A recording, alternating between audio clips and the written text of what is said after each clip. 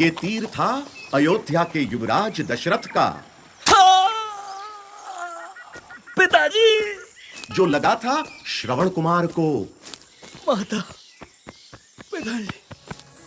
अरे ये तो कोई मानव है। क्षमा क्षमा, मुझे क्षमा करो पुत्र। यहाँ कोई हिरन है, मुझे हुआ संदेह। ये शब्द भेदी बाण है जो छू गया तुम्हारी देह। क्षमा क्षमा मिलेगी या नहीं, ये करेंगे मेरे माता पिता तय। उनके लिए पानी ले जाओ, पास ही है उनका आश्रय। किंतु तुम। दशरथ विचलित थे।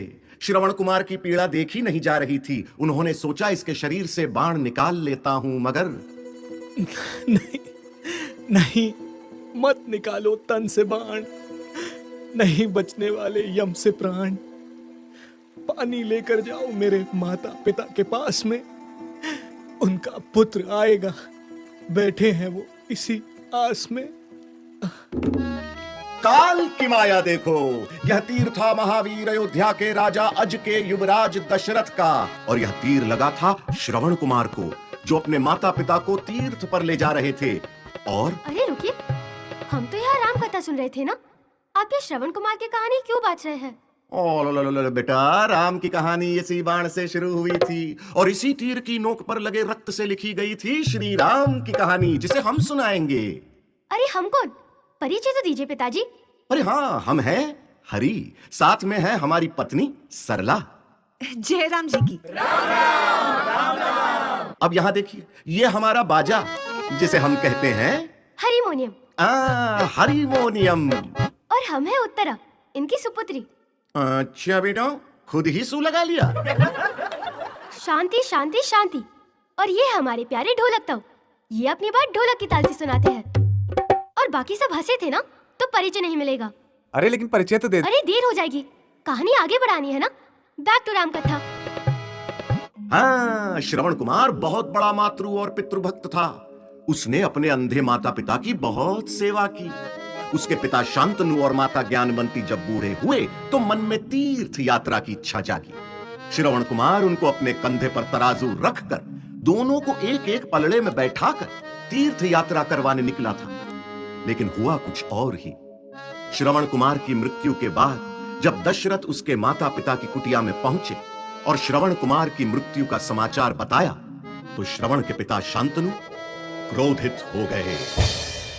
पापी, दुष्ट, क्रूर, मेरे पुत्र को मारते आत्मा नहीं गई कांप? अपने पुत्र के बिना कैसे रहेंगे ये अंधे माँ बाप? क्षमा क्षमा क्षमा। अब से मैं रखूंगा आपका ध्यान। तीर्थ यात्रा भी पूरी होगी। दूंगा माता पिता जैसा सम्मान। बंद कर ये ढोंग।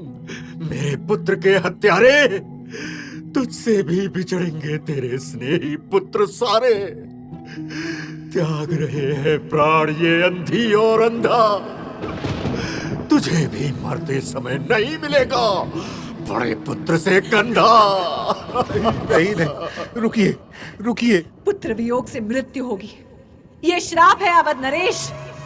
त्याग रही है जीवन, इन श्रवण की कुछ न शेष। श्रवण, पुत्र श्रवण।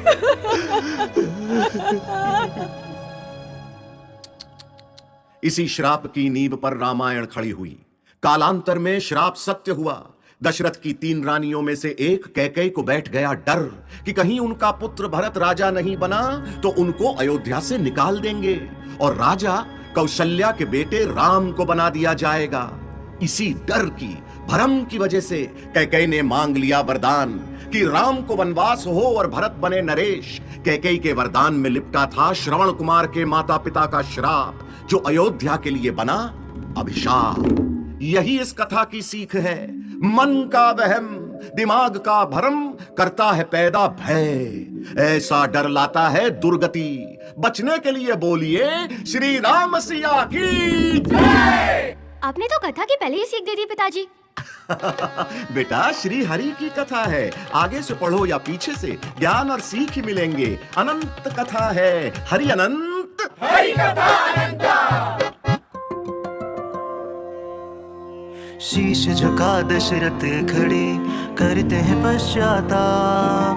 क्षमा की क्षमता है नहीं काट सके यह पाप, क्षमा की क्षमता है नहीं काट सके यह पाप। सियावर रामचंद्र की जय।